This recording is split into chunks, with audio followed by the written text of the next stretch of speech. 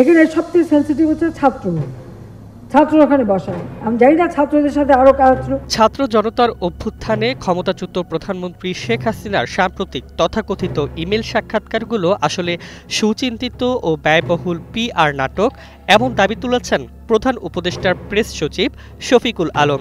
11 November মঙ্গলবার নিজের verified Facebook অ্যাকাউন্টে দেওয়া এক পোস্টে তিনি লেখেন, হাসিনার কাছে বিপুল পরিমাণ অর্থ রয়েছে, যার জোরেই তিনি বিশ্বজুড়ে নিজের পক্ষে প্রচারণা চালাতে ব্যয়বহুল আইনজীবী ও PR সংস্থা ভাড়া করতে পারছেন।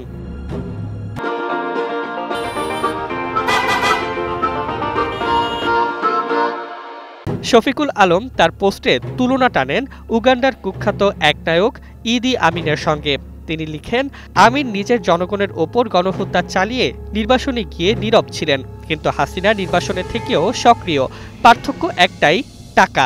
তার দাবি, হাসিনার সহযোগীরা বিশ্বের সবচেয়ে ব্যয়বহুল আইন সংস্থাগুলোর একটি ভাড়া করেছে, আর PR এজেন্সিগুলো সাজিয়ে রেখেছে ধারাবাহিক সাক্ষাৎকার, যেগুলোকে চতুরভাবে ইমেইলে নেওয়া বলে প্রচার করা হচ্ছে।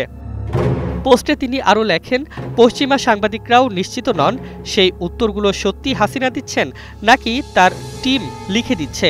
তবু সংবাদ ছাপা হচ্ছে, কারণ এটি কোটি টাকার খেলা, যাতে এক গণহত্যাকারীকে মানবিক রূপে আঁকা যায়।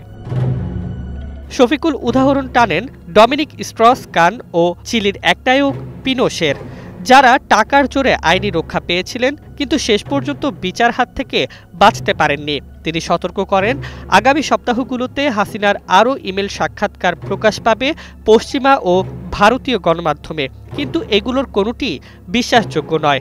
এগুলো কোটি টাকার PR প্রোপাগান্ডার অংশ, সত্য নয়। পোস্টটির শেষ লাইনে শফিকুলের মন্তব্য, এটা অনুশোচনার গল্প নয়, বরং এক গণহত্যাকারীর মুখোশ আঁকার প্রচেষ্টা।